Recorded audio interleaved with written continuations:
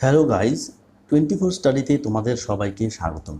আজকের এই ভিডিওতে আমরা ডিসকাস করব ক্লাস 10-এর ইংরেজি পাঠ্য বই থেকে প্রথম চ্যাপ্টারটা father's help by R K Narayan. এই গল্পটা পড়তে যাওয়ার আগে আমরা বরাবরের মতো এই অথর সম্পর্কে একটু ছোট্ট করে জেনে নেব। আর কে নারায়ণ। আর কে নারায়ণের নাম তোমরা এর আগেও অবশ্যই শুনেছ, তো এখানেও ছোট্ট করে একটু বলা আছে, তো দেখি কী লেখা আছে। আর কে নারায়ণ 1906 1906 এটা হচ্ছে তার জন্ম, 2001 এটা হচ্ছে তার মৃত্যুসাল। Is one of the leading figures of early Indian literature in English. R K Narayan হচ্ছেন একজন প্রথম দিকের ইংরেজিতে যেসব ভারতীয় সাহিত্য রচনা করতেন, মানে যেসব বিখ্যাত ইংরেজি রাইটাররা ছিলেন তাদের মধ্যে একজন অন্যতম। His notable works include Malgudi days and the guide. তার উল্লেখযোগ্য সৃষ্টির মধ্যে রয়েছে Malgudi days and the guide, মানে এই দ্য গাইড এবং মালগুড়ি ডেইজ এই দুটি তার বিখ্যাত রচনা। হি ওয়াজ অ্যাওয়ার্ডেড দ্য সাহিত্য academy award in 1958 for the guide. তিনি দ্য গাইড এই রচনার জন্য 1958 সালে সাহিত্য একাডেমি পুরস্কারে পুরস্কৃত হয়েছেন। আচ্ছা, এখানে একটু এই স্টোরিটা সম্পর্কে একটু ছোট্ট করে বলা হয়েছে, দেখো। The story and edited excerpt from Malgudi days. আচ্ছা, এই যে ফাদার্স হেল্প এই গল্পটা তোমাদের এখানে নেওয়া হয়েছে, এটা হচ্ছে এই আর কে নারায়ণের ফেমাস যে রচনা মালগুড়ি ডেইজ সেখানকারই একটা edited version. Is about a young বয়। এটা হচ্ছে একটা ছেলের সম্পর্কে, একটা ইয়ং বয় সম্পর্কে গল্পটা। কল্ড স্বামীনাথন, যার নাম ছিল Swaminathan, who is unwilling to go to school. এই স্বামীনাথন স্কুলে যেতে চাইতো না আর কি, but is forced by his father to attend school. সে স্কুলে যেতে চাইতো না, কিন্তু তার বাবা তাকে জোর করে স্কুলে পাঠাতো। দ্য স্টোরি এক্সপ্লোরস, এই গল্পটা তুলে ধরে how through the events that follow, কীভাবে একটার পর একটা ঘটনার মধ্য দিয়ে Swami's original reservations about his teacher, এই স্বামীর আসল মনোভাব তার টিচার সম্পর্কে, যার নাম ছিল স্যামুয়েল, এই মাস্টারমশাইয়ের নাম, গেট ট্রান্সফর্মড কনসিডারেবলি। কীভাবে একটার পর একটা ঘটনার মধ্য দিয়ে তার যে মাস্টারমশাই ছিল স্যামুয়েল, তার প্রতি তার মনোভাবের আমূল পরিবর্তন ঘটে। এটা নিয়েই হচ্ছে এই গল্পটা। তো চলো এবার গল্পটা শুরু করা যাক। Lying in bed, Swami realized with a shudder that it was Monday morning. বিছানায় শুয়ে শুয়ে স্বামী বুঝলো যে এটা হচ্ছে সোমবার সকাল। আর এটা বুঝলো কিভাবে? উইথ এ শাডার মানে হচ্ছে ভয়ের কাঁপুনি, মানে ভয় পেয়ে চমকে উঠে সে তার মনে পড়লো যে আরে আজকে তো সকালবেলা, আজকে তো সোমবারের সকাল। আর কেন সোমবারের সকালে সকালে ভয় পাওয়ার কি আছে?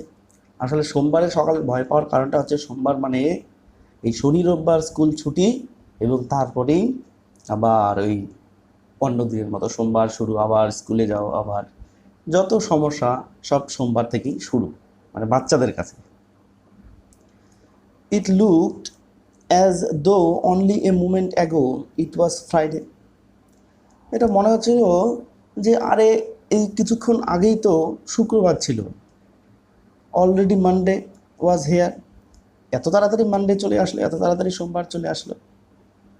হি hoped he did not have to go to school. সে আশা করেছিল যে আজকে স্কুলে যাব না, আজকে স্কুলে যেতে হবে না। At 9 o'clock, Swaminathan wailed, I have a headache. 9টার সময় স্বামীনাথন কী করলো? চিৎকার করে কেঁদে উঠলো। ওয়েল্ড মানে চিৎকার করে কাঁদা। কী হয়েছে? আই হ্যাভ এ হেডেক, আমার মাথা ব্যথা। মাদার জেনারাসলি সাজেস্টেড দ্যাট স্বামী মাইট স্টে অ্যাট হোম। মারা তো একটু দয়াময়ী হয়, তাই না? কিন্তু কোনো কোনো মা থাকে ঝাড়ু ঝাঁটা খুন্তি এসব ব্যবহার করে আদর করার জন্য অবশ্য। কিন্তু এখানে মা তাকে সদয় হলেন এবং বললেন যে ঠিক আছে, তোর আজকে স্কুলে যেতে হবে না। At 9:30 when he ought to have been in the school prayer hall, Swami has lying on the bench in mother's room. সকাল 9:30টার সময় যখন স্বামীকে তার স্কুলের প্রার্থনা সভার হলে থাকা উচিত, এই যে অট টু মানে উচিত, ঠিক আছে? স্বামী was lying on the bench in mother's room. স্বামী কী করছিল? সেই সময় মায়ের ঘরে বেঞ্চের ওপর শুয়ে আছে। Father asked him, have you no school today? বাবা জিজ্ঞাসা করলো যে কিরে, তোর কি স্কুল নাই? হেডেক, স্বামী রিপ্লাইড, মাথা ব্যথা। স্বামী কিছু বললো না, স্বামীর উত্তর হচ্ছে মাথা ব্যথা। Nonsense, dress up and go. বলছে এসব ফালতু কথা বলিস না। ননসেন্স মানে কি? যার কোনো জ্ঞান নেই, ঠিক আছে? মানে তাকে একটু বকা দিল এবং বলল যে তুই তাড়াতাড়ি জামা কাপড় পর আর স্কুলে যা। হেডেক, ও আবার বলছে মাথা ব্যথা। Loaf about less on Sunday and you will be without a headache on Monday. বলছে রবিবারের দিনে একটু ঘোরাফেরাটা কম কর, তাহলে দেখবি সোমবারে আর মাথা ব্যথা থাকবে না তোর। মানে বাবা তো জানে এগুলো চালাক, ঠিক আছে? স্বামী new how strict his father could be. স্বামী জানে যে তার বাবা রাগ উঠলে কেমন, মানে কি হতে পারে। So he changed his tactics. এবার তার জন্য স্বামী কী করলো? এবার তার একটু মানে ওই চালাকিটাকে একটু পরিবর্তন করে দিল। কি হয়েছে, কি ব্যাপারটা কি? তো এবার কী বললো? I can't go so late to the class. বলছে আমি মানে অনেক দেরি হয়ে গেছে, তো অনেক দেরি হয়ে গেছে, এখন তো আমি যেতে পারবো না ক্লাসে। তো আমাদের ছোটোবেলায় আমি একটা আমার গল্প শেয়ার করি, ছোট্ট একটু, 10-15 সেকেন্ডের। ছোটোবেলায় না আমার পড়তে যেতে ভালো লাগতো না। তা আমরা কী করতাম, মানে ছোটোবেলায় পড়তে যাওয়ার সময় আমি অন্য মানে বাড়ির লোকের চোখের সামনে থেকে দূরে চলে যেতাম, যাতে তাদের আর পড়ার কথাটা মনে না থাকে।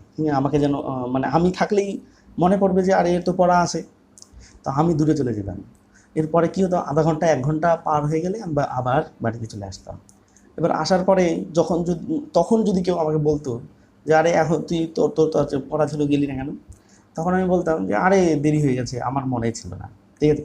তো এরকমই আর কি ব্যাপারটা সেও করতে চাইছে এখানে, যে দেরি হয়ে গেছে, এখন আর আমি যাব না। You will have to, it's your own fault. যে না, তোকে যেতেই হবে, এটা তো তোরই দোষ। What will the teacher think if I go so late. যে মাস্টারমশাই কী ভাববেন আমি যদি এত দেরি করে যাই। Tell him you had a headache and so you are late. যে তাকে বলবে তুমি যে তোমার মাথা ব্যথা ছিল, তার জন্য তুমি দেরি করে গেছো। He will scold me if I say so. সে আমাকে বকা দেবে, মানে মাস্টারমশাই আমাকে বকা দেবেন যদি আমি এভাবে বলি। আর উইল হি, ও আচ্ছা তাই নাকি, লেট আস সি, আচ্ছা দাঁড়া। হোয়াট ইজ হিজ নেম, বলছে তার নামটা কি? স্যামুয়েল। বলছে এবার ওই স্বামীনাথন বলছে স্যামুয়েল তার নাম, মাস্টারমশাইয়ের নাম। Does he always call the students. যে এই মাস্টারমশাই কি তোদের সবসময় কি এই ছাত্রদের উপর রেগে টেগে থাকে নাকি, বকা দেয় নাকি? He is a very angry man, he is specially angry with the boys who came in late. যে তিনি খুবই রাগী একজন মানুষ, তিনি বিশেষ করে যারা তার ক্লাসে দেরি করে যায় সেই সমস্ত ছেলেদের উপরে তো বেশি রাগ তার। ঠিক আছে, মানে এই স্বামীনাথন তার বাবাকে বোঝাতে চাইছে যে আরে দেরি হয়ে গেছে, আমি আর যাব না। মানে বারবার ওই কথাটাই বলছে, আরে অনেক দেরি হয়ে গেছে। ও এখানেও জোর দিচ্ছে যে যারা দেরি করে যায় তাদের উপর বেশি রাগ দেখায় আর কি সেই মাস্টারমশাই। I wouldn't like to go late to Samuel's class. বলছে আমি এত দেরি করে যেতে চাই না স্যামুয়েল স্যারের ক্লাসে। If he is so angry why not tell your headmaster about it. বলছে যে তিনি যদি এতই রাগ, তার যদি এতই রাগ, তাহলে এই ব্যাপারটা তোমরা তোমাদের হেডমাস্টার মশাইকে কেন বলো না? They say that even the headmaster is afraid of him. তারা বলে যে হেডমাস্টার মশাইও নাকি তাকে ভয় পায়। মানে তারা মানে কি, এটা তারা মানে হচ্ছে ওই ক্লাসের ছাত্ররা হয়তো বা হবে এখানে। তারা বলে যে হেডমাস্টার মশাইও তাকে ভয় পায়। তাহলে বুঝো এবার কেমন মাস্টারমশাই, কেমন মাস্টারমশাইয়ের রাগ। Swami hoped that with this his father would be made to see why he must avoid school for the day. বলছে স্বামী আশা করেছিল যে এই সমস্ত কথা বলে তার বাবাকে বোঝানো যাবে যে আজকে কেন স্কুল যাওয়াটা ঠিক হবে না। But father's behaviour took an unexpected turn.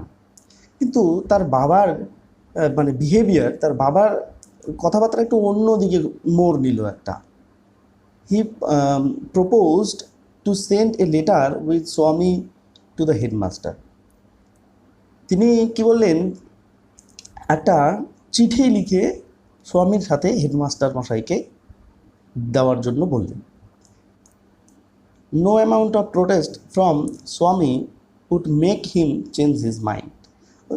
স্বামী যতই কথা বলুক, স্বামী যতই চালাকি খাটাক, যাই করুক, স্বামী তার বাবার কিন্তু মনোভাবটাকে আর চেঞ্জ করা গেল না। মানে তার বাবার কাছে তার বাবার মন আর গলানো গেল না।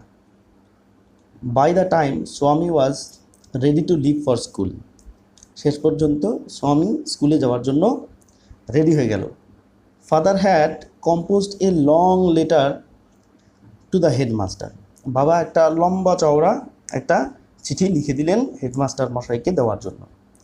হি put it in an envelope and sealed it. এবার বাবা কী করলেন, সেই চিঠিটাকে একটা খামের ভিতরে ঢুকে সিল করে দিলেন।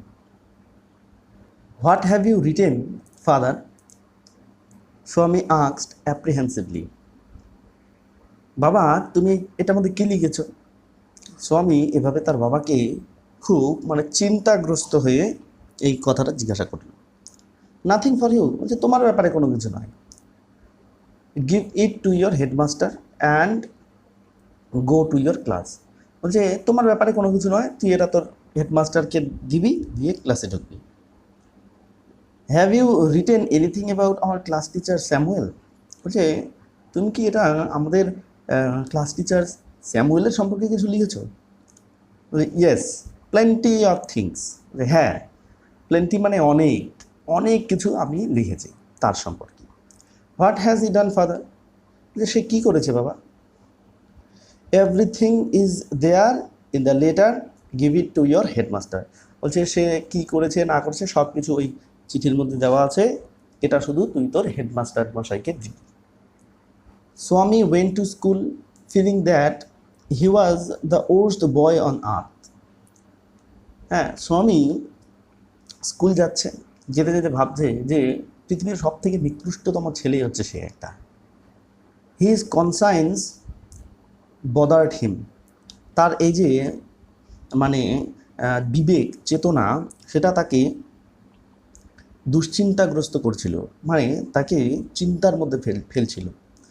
হি was not at all sure if his description of Samuel had been accurate. যে তার মানে তার নিজের একটা শিওরিটি ছিল না তার, যে আমি যে মানে সে মনে মনে ভাবছে যে আমি বাবাকে এই যে এত সব স্যামুয়েল স্যারের কথা বললাম, এগুলো কি সব ঠিক? স্যামুয়েল স্যার কি সত্যি এরকম? He felt he had mixed up the real and the imagine. সে ফিল করলো, সে বুঝতে পারলো যে সে মিক্সড করে দিয়েছে। কি কি মিক্সড করে দিয়েছে, মানে মন গড়া কথা আর সত্যি কথা সবগুলো মিক্সচার করে করে তার বাবাকে সে বলেছে। কি সম্পর্কে? ওই স্যামুয়েল স্যারের সম্পর্কে। স্বামী stopped on the road side to make up his mind about Samuel. স্বামী রাস্তার ধারে একটু থামলো এই স্যামুয়েল স্যার সম্পর্কে একটু ভালো করে চিন্তা ভাবনা করে নেওয়ার জন্য। Samuel was not such a bad man after all. Samuel sir এতটাও খারাপ মানুষ কিন্তু নয়। Personally he was much more friendly than the other teachers. ব্যক্তিগতভাবে কিন্তু অন্যান্য টিচারগুলির থেকে সে কিন্তু আমাদের সাথে একটু বন্ধুত্ব স্বভাবপূর্ণই কিন্তু একজন টিচার। স্বামী also field Samuel had a special regard for him. মানে স্বামী আবার একটা জিনিস বুঝতে পারলো যে তাকে নিয়ে কিন্তু স্যামুয়েল স্যার একটু বেশি বেশি চিন্তা করে, মানে স্বামীকে নিয়ে। Swami's head was dizzy with confusion. এই ডিজি কথাটার মানে হচ্ছে মাথা ভোঁ ভোঁ করা। স্বামীর যে এই যে এতগুলো কনফিউশন, এই কনফিউশনের মধ্যে তার মাথা ভোঁ ভোঁ করা শুরু করে দিয়েছে। He could not decide if Samuel really deserve the allegations made against him in the letter. মানে সে মনে মনে ভাবছে যে এই যে স্যামুয়েল স্যারের সম্পর্কে এই যেগুলো কথা এই চিঠিতে লিখেছে, আসলে যেগুলো লিখেছে সেগুলো তো সেই বলেছে, তাই না? তা যেগুলো সে বলেছে বা যেগুলো এই চিঠিতে লেখা হয়েছে সেগুলো কি আদৌ স্যামুয়েল স্যার ডিজার্ভ করে? এরকম এই কথাগুলো সে মনে মনে এবার ভাবছে। The more he thought of Samuel the more স্বামী গ্রিভড ফর হিম। যতটাই সে স্যামুয়েল স্যারের সম্পর্কে ভাবছে ততই সে তার জন্য তার মনের মধ্যে দুঃখ হতে লাগলো। টু রিকল, মনে করে স্যামুয়েলস ডার্ক ফেস, স্যামুয়েল স্যারের অন্ধকার মুখটা, his thin moustache, unshaven cheek and yellow coat. তার আনশেভেন চিক মানে হচ্ছে মানে দাড়ি না কাটা, মানে আনশেভেন মানে যা শেভ করা, মানে দাড়ি টাড়ি কাটানো, আর আনশেভেন মানে দাড়িযুক্ত, চিক মানে দাড়িযুক্ত গাল, অ্যান্ড ইয়েলো কোট এবং হলুদ রঙের ওই coat, field Swaminathan with sorrow. স্বামীনাথনের মনে দুঃখ, মানে এসব ভাবলেই স্বামীনাথনের মনে মানে দুঃখের উদয় ঘটে। এগুলো ভেবে ভেবে স্বামীনাথন দুঃখ প্রকাশ করছে। আজকে এখানেই থাক। আজকে এই ইউনিট 2 পর্যন্ত আমি তোমাদের এখানে পড়ালাম। এরপরে যতটুকু বাকি থাকলো এর পরের ভিডিওতে আরেকটা পার্ট বানিয়ে আমি তোমাদের সেটা দিয়ে দেব। তো দেখো, ওই পার্টে আমি তোমাদের আলোচনা করব, বাকি যতটুকু আছে সেটা তো আলোচনা করে দেবই, এবং সাথে সাথে এই গল্পটা নিয়ে না অনেক কনফিউশন আছে। এই গল্পটা শেষ পর্যন্ত তোমরা যদি দেখো তাহলেই বুঝতে পারবে যে এই গল্পের সাথে এর নামকরণের কোনো মিল নেই। মানে মিল থাকলেও কিভাবে ফাদার্স হেল্প, বাবার সাহায্য, এখানে বাবা কিভাবে সাহায্য করলো বা স্বামীনাথন বাবার কিভাবে সাহায্য পেল, এই জিনিসটা কিন্তু একটু মানে আনসলভই থেকে যায়। ঠিক আছে, তো সেই জিনিসটা আমি তোমাদের একটু বোঝানোর চেষ্টা করব। আর তোমাদের এই গল্পটা থেকে কী কী শিক্ষণীয় ব্যাপার আছে, ঠিক আছে, তোমাদের এই গল্পটা থেকে কিন্তু অনেক শেখার ব্যাপার আছে। তো সেইগুলিও আমি তোমাদের পরের ভিডিওতে আলোচনা করে দেব। তো সেই ভিডিওটি দেখার জন্য অবশ্যই চ্যানেলটিকে সাবস্ক্রাইব করে পাশের বেল আইকনে ক্লিক করে অল নোটিফিকেশান অন করে রেখো। আর ভিডিওটি যদি তোমাদের ভালো লাগে, আমার পড়ানোগুলো যদি তোমাদের পছন্দ হয়, তাহলে অবশ্যই ভিডিওটিকে একটি লাইক করে দিও আর বন্ধুদের সাথে শেয়ার করে দিও।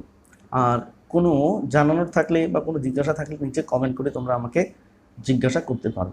তো দেখা হচ্ছে পরের ভিডিওতে।